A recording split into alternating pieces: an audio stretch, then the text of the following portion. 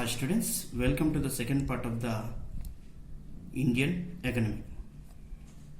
In this lesson, we are going to discuss about the four topics. First topic is comparing the three sectors, and second one is the primary, secondary and tertiary sectors in India. And in this subtopic, importance of the tertiary sector and employment.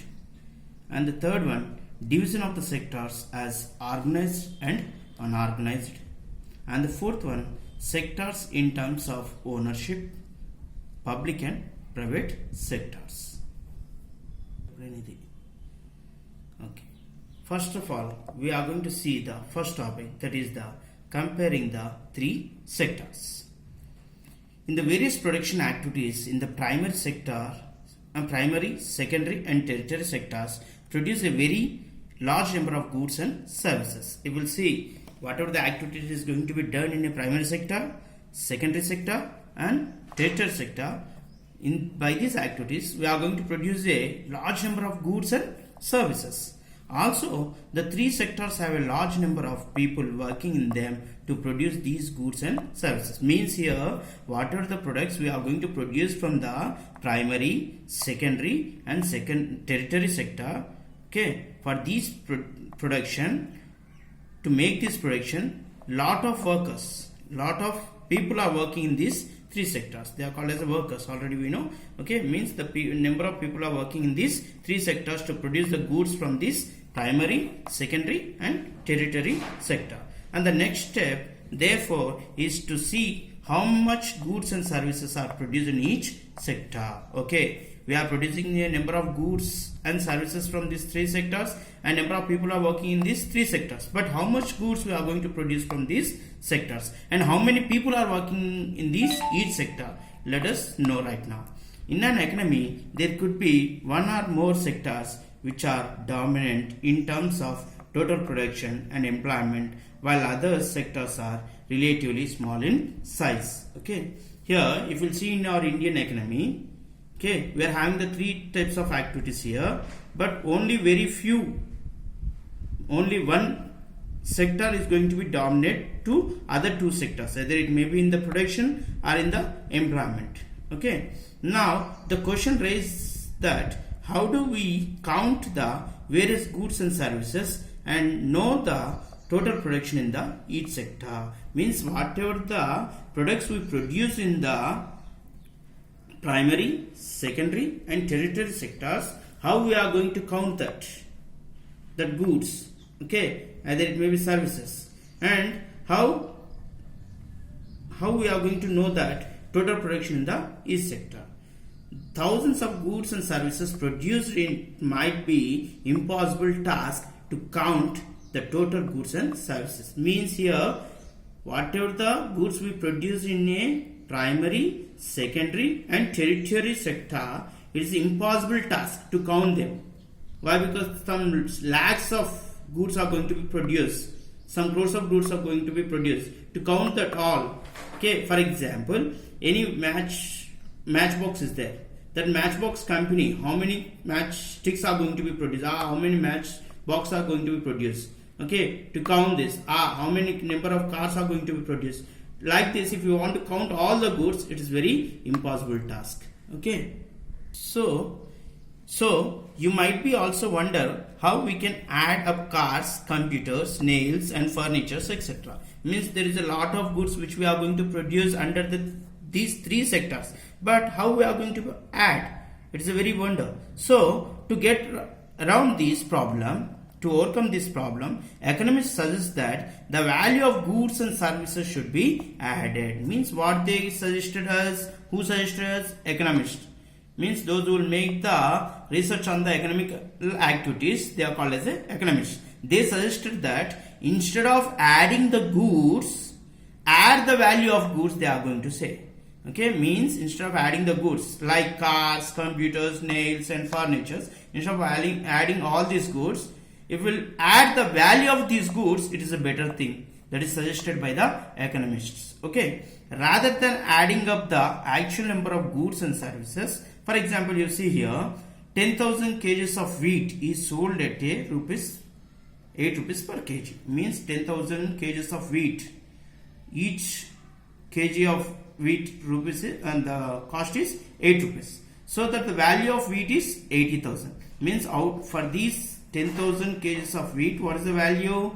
80,000. Means each kg's value cost is 8,000. 8 into 10,000, that is the 80,000. Means now the value of wheat is 80,000.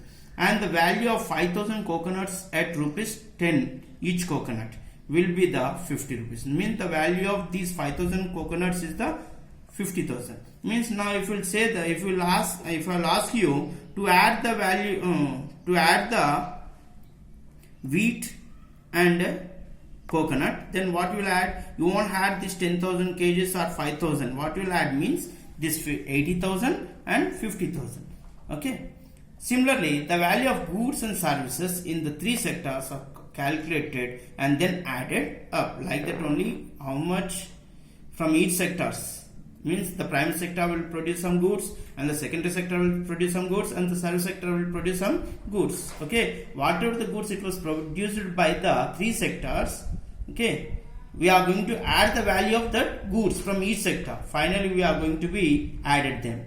But here, not every goods and services that is produced and sold needs to be counted. Okay, here we said we want to add the value of all the goods and services which is produced in a three sectors. But here one more suggestion is also there.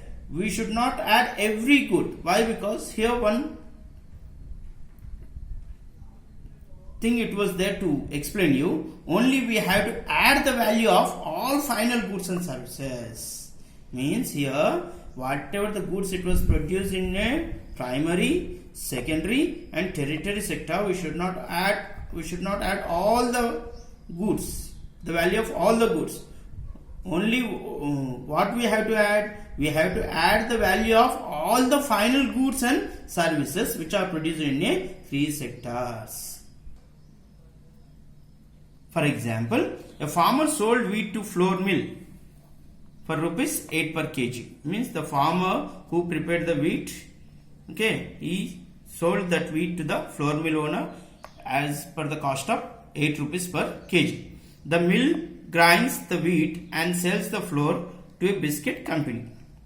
This mill owner, he converted that wheat into flour and he sells it to the biscuit company owner as a cost of rupees 10 per kg. The biscuit company uses the flour and things such as sugar and oil to make the 4 packets of biscuits. Means whatever the wheat it was sold by the farmer, it is taken by the it was taken by the mill owner, and after converting into a flour, that flour is sold to the biscuit company owner. By using this flour, he prepared the 4 packets of biscuit. It sells biscuit in the market to the consumers for rupees 60. Means rupees 15 per packet. Means each packet is sold it at the cost of 50 rupees. Okay. Here biscuit are the final goods. Which are the final goods here? Biscuit. By using the biscuit we cannot prepare any other goods. So the biscuits are the final goods. Goods that reach the consumers. Why the value of the final goods and services counted? Here the question raised that why only we will add the value of final goods only here, because in the above example, final goods such as wheat and the wheat flour in this example are intermediate goods. Means whatever the goods here it was there, either it may be wheat or a flour, they both will call it as intermediate goods, and intermediate goods are used up in the producing the final goods. Means here which are called as intermediate goods, the wheat and the flour is called as a intermediate good, and which is called as a final good, the biscuit is called as a final good. Means here we have to understand that in this the biscuit cost itself contains the cost of the wheat and the cost of the flour, that both are added in the cost of the biscuit packet. So only we will consider the value of all final goods only. Okay. The value of final goods already includes the value of all the intermediate goods that are used in making the final goods. Means these final goods, the value of final good contains already the value of intermediate goods, means the intermediate goods are wheat and flour.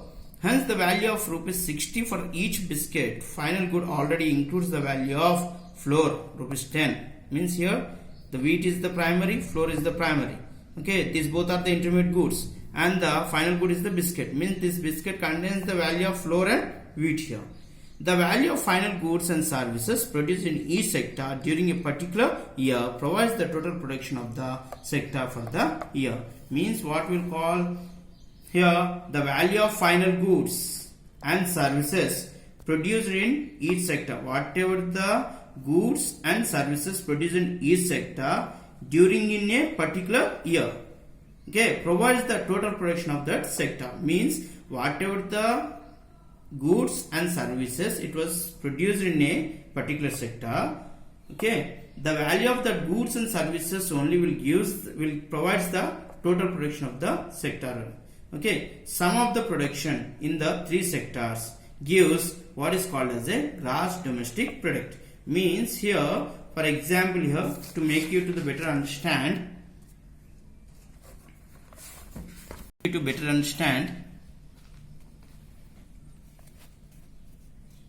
here primary sector, secondary sector and tertiary sector. These primary sector will also produce some goods and services, and the secondary sector also will produce the goods and services, and this also will provide the services.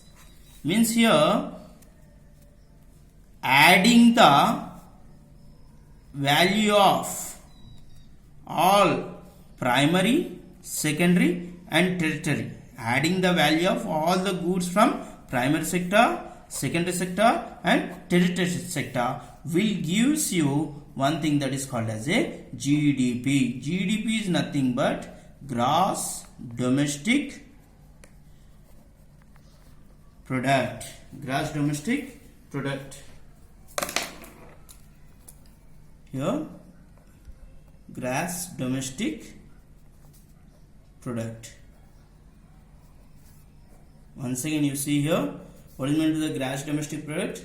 The value of all the final goods from the primary sector and the secondary sector and tertiary sector is called as a gross domestic product. But this gross domestic product is going to be, how we are going to calculate? Okay, the value of all the final goods from the primary, secondary and tertiary sector, but it should be produced in a particular year only. Okay, that is called as a gross domestic product. Okay.